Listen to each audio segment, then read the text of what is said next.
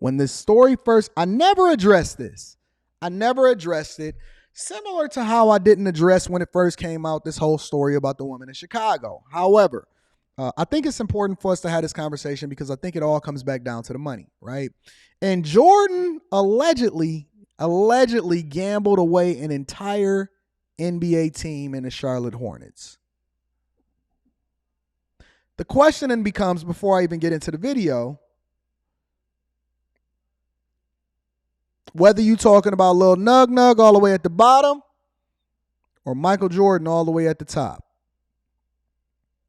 Lil Nug all the way at the bottom or Michael Jordan all the way at the top. The question then becomes, is the culture trash?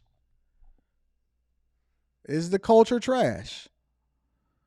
Let's get into the video because there is a man out here whose video or his clips are going viral as a result of him breaking this down and him standing on his square as to why it is that he thinks that Jordan gambled, fumbled, and finessed his own franchise. Because listen, a lot of y'all sit here and y'all saying one of the reasons why it's important is not just because it comes back to the money, but it also is important to have this conversation because y'all keep talking about representation. You keep talking about the importance of people being able to be of color and have a representation, and we should own basketball franchises and football franchises and all of that other type of stuff. Well, the first opportunity that you get with somebody that's supposed to be the GOAT because y'all wearing his shoes and y'all think that his jump shot actually made him a better person, the reality is that you get chance after chance after chance. And when you do get the opportunity to do so, you're not a reflection of what the NBA is trying to promote. So let's go into the video of the guy that breaks down allegedly, what happened with regard to Michael Jordan, the truth, according to this video, of what happened with Michael Jordan and why he decided to sell a team. He didn't do it because he seen it as a come up. As a result, that he bought it for this much and now he can sell it for that much, according to these men and the rumblings out here based off of the evidence that's being presented. He fumbled it as a result of him not being able to actually fulfill his bets. Let's get into it, y'all. Make sure y'all hit a like for the YouTube algorithm. Okay, so actually Jordan makes $400 million a year from Jordan Brand, blah, blah, blah. I can see math is not everybody's strong suit, so I'm going to help you guys out. Michael Jordan, his Forbes evaluation is $2.1 billion. If he was making $400 million a year from selling Nikes, outside of all his other investments, he would be worth a hell of a lot more than 2.1. Now, the first thing that we have to say, and we got to break this down, is that what we think somebody is valued at versus what you find on Forbes and Google, it's all wrong. It's all wrong. So we can anticipate and we can say, well, such and such is worth this much or such and such is worth that much. I just heard Dwayne Wade saying that he'd be using a credit card in order to be able to buy stuff and take his family on vacation. He said it on the Sanders Sharp Show, not me. But the math is still math, and the information that he's given outside of what the evaluation is seems to be pretty correct to me. But let's continue. $1 billion.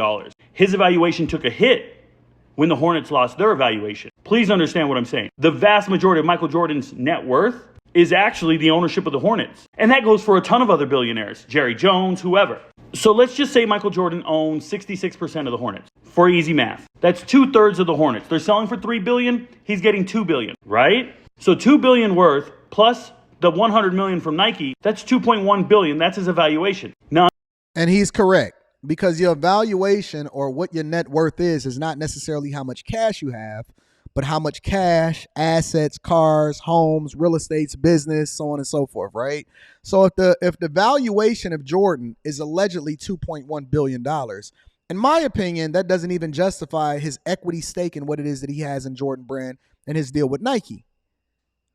If the valuation of Jordan is only $2.1 billion, but then he sold it for $3 billion, then that means it's a problem in there. It's a real problem in there that people are not paying attention to. And it's some big money plays that's happening in there. But let's continue. I'm I'm going to continue to read super chats throughout the show. Shout out to mine, right? Enough of that math. Let's get real. 2 years ago, he made a terrible investment with Gabe Plotkin. By the way, that's a minority owner who's buying the damn Hornets. So he told Gabe, yo, go ahead and bet $500 million of my money. I got you. It was like a verbal IOU. And Plotkin went and put a ton of money into the stock market, somewhere around $4 billion, and they lost. So, Gabe Plotkin, minority owner in the Charlotte Hornets, has a great relationship with Michael Jordan. Gambling knows no bounds, meaning that whether or not you lose $500 as a result of the fact that you took your paycheck and you gambled it at the casino, but you couldn't fulfill your obligations next month, so now you got to go over to the payday loan place and paying a superb amount of interest as a result of it, is the equivalent of Michael Jordan losing what it is that he lost, allegedly, in the whole Gamestop play when everything was shut down. Now, the first question that you would have to ask yourself is, if somebody is a billionaire or they're making allegedly $400 million a year, why would they gamble in the first place? What is it that you can gain as a result of it? What's the justification? Why do it? How much money could you possibly make? What is it that you're going to be able to do as a result of it? Why do it in the first place? People don't understand the mindset of a gambler. They have no clue what the mindset of a gambler is. Why would Jordan, if he's making $400 million a year, owns the Charlotte Hornets, is basically a walking cash register and cash machine, why would Jordan allegedly try to gamble like he's a fucking Robin Hood trader on a GameStop play? It's an addiction. It's an addiction. And whenever somebody can see a flaw in who you are, especially with regard to addiction, you're easily being able to you can capitalize off of that. You can capitalize off of somebody's addiction, whether you're a billionaire or you're a hundredaire or you're a dollar millionaire. It is an addiction. You're addicted to the juice. You're addicted to the lifestyle. You're addicted to the rush. You chasing something. I would even say that before we finish getting into this video, because he's going to break it down even more. I would say that in my personal opinion, from what I've seen, outside of like a meth head or some chick sucking cock in the alley so that she can get her next hit, I would say that gambling is quite possibly, if you can't manage it and you're an addict with regard to gambling, I think that gambling is quite possibly the most toxic addiction that you can possibly have. I think that is worse than a drug addiction. I think it's worse than cocaine. I think it's worse than some of the most violent things that you've seen in your entire life. Gambling addiction, in my opinion, based off of what I've seen, I'm not saying that I'm right, this is just my opinion. Gambling addiction, based off of what I've seen, is quite possibly one of the most toxic things that I've seen people lose their whole families. I've seen people lose something that they built for their entire lives and then have to go home from leaving Vegas and don't have a dime to their name. I've seen people mortgage their businesses, mortgage multiple different houses. I've seen it play out. I've seen some of the most egregious things that just make your heart drop. I've heard stories. I documented it on my other channel. See, I've been in this content creation game for a long time. I've been documenting and I've been showing a lot of the different lifestyles for a long time. I've seen people put on the line every single thing that they've owned and operated, knowing they got to go home on one shot and lose everything. I've seen people put it on one shot, win everything, and then give it all back and then some. Let's continue. I'm going to be reading that super chat shortly, Life of Devontae. I'm reading super chats. Let's continue. But instead of going to Jordan and saying, give me that $500 million, Plotkin said, I don't got it. I don't have the $4 billion I just bet. So then this man right here, Ken Griffin from Citadel, worth $32 billion, the richest man in Chicago, bailed them out. So Griffin gives Plotkin about $4 billion. None of this is a secret. This was about 8 months after their bad bet. So basically, this is documented that Griffin who's worth over $32 billion, richest man in Chicago, gave Plotkin $4 billion in order to be able to cover what Jordan did allegedly in his betting with the whole GameStop situation. A bigger fish, because I know y'all look at it, oh man, it's Michael Jordan, he's a billionaire, why you counting his money? It's always a bigger fish in the pond. So a bigger fish came along and said, I see you, little guppy over there. Big Bang take, don't worry about it. I got you, big dog. I got you, big dog. I'll be your bookie. A billionaire that got a bookie buys them out and covers their ass. But then he wants his money. He's here to collect. So Plotkin owes him. So now Plotkin pays him. But now Jordan owes Plotkin. It's a trickle-down effect. And Jordan don't got the money. Jordan made a bad bet. So he's got to sell his team to cover the bet. So he's selling to the guy he owes the money to. He's selling to his bookie. Now here's the thing. Plotkin used to work for Griffin. These are two multi-billionaires from Chicago, and they just fleeced Jordan out of ownership. And they're taking his team from him. Jordan just lost his seat at the big kids table. He can go make his millions with Nike, and you guys can say what you want. But this is a man who got into a world he couldn't keep up in. The world of billionaires, and he lost. Got it all day. I'm going to read that shortly. I got you. I do know. I was in there the same day. I was in Motor City Casino when they had the temporary casino, and that cop was up there on the high limit room, and I wasn't in the room. I had left. I seen that cop there that day. Because you got to remember, once you start going into the casino, you start to know everybody. Once you get to the high limit tables, all that other type of stuff. I seen that cop. I knew that cop that blew his brains out at the table in the high limit room in Motor City Casino back in the day. Yep, I do. So now you got two billionaires that's worth more than Jordan befriending him, allegedly, according to this conversation. Jordan makes a bet on GameStop. Now, what fucking kind of... I know that's y'all GOAT. I think that LeBron James is the actual GOAT because LeBron James would never do some shit that's egregious like this.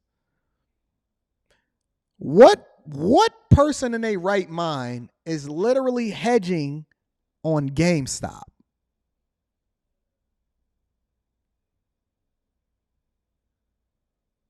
Hedging on GameStop. Come on, man. Hedging on GameStop? Is that what we doing right here? So now you got two billionaires that say, yo, Jordan can't cover his bet. Oh, no. He said, all right, cool. I'll take that team over there, though. And you know why they taking the team? Because the team is an asset. And the NBA, in my opinion, and this is just based off of optics, which is one of the reasons, in my opinion, why Jordan had to... I don't give a fuck about what the Last Dance documentary said. I seen, and I was paying attention to what was going on. Jordan, by all accounts, allegedly had a huge gambling problem. And so as a result, some things was taking place, and he had to go and sit down for a while because it was going to make the league look bad. And as good as Jordan was, he wasn't good enough to overcome the black eye that the league would have possibly had to deal with regard to all of the different stuff that was playing out of how things was happening in the league during the time that he had to go and sit down. That's what the streets was saying back then. I wasn't old enough to be in the streets, but based off of all accounts, that's the real reason why he had to go sit down. And there is no changed behavior. 30 years later, that was the mid-90s. 30 years later, he getting fleeced and finessed out of his own franchise, and he's no longer the black billionaire, the only black majority-owned black man that owns an NBA franchise. Lost out, and he's out of the game. They fleeced him, bruh.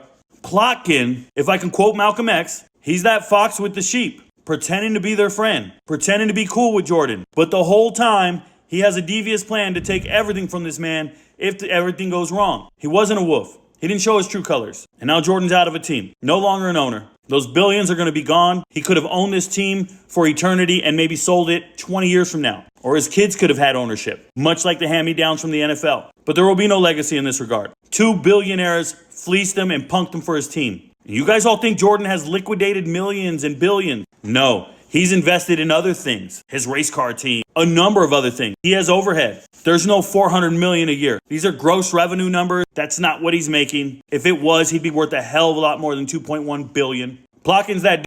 He's absolutely correct. He's absolutely correct. What it is that you generate is not what you keep.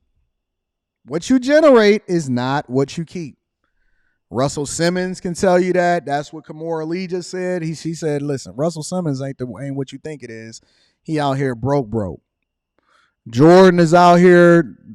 And the only thing that, in my opinion, based off of this conversation that's allegedly happening, the only conversation that's really happening out here is that, or the only thing that's saving him is the fact that he's Michael Jordan. His name is Michael Jordan. He has assets that he can continue to rely on in order to generate revenue. But y'all better keep buying them gym shoes. If y'all want to save y'all GOAT, make sure that you keep buying them gym shoes, because that's the only thing saving Jordan, allegedly, based off of what's happening in this conversation. Now, it is a fact. It is a fact that he's had dealings and all of this other type of stuff, and I could deeper dive into it and do some research if y'all want me to. I'm not really all for that. All I want to do is make it a point, is that money will not fix every single problem. It will not make you a better person. It makes your problems much more exaggerated. So when you then start getting fleeced out of something that was supposed to be inherently yours because of your greatness. Keep buying them Jordans. Keep buying them shoes.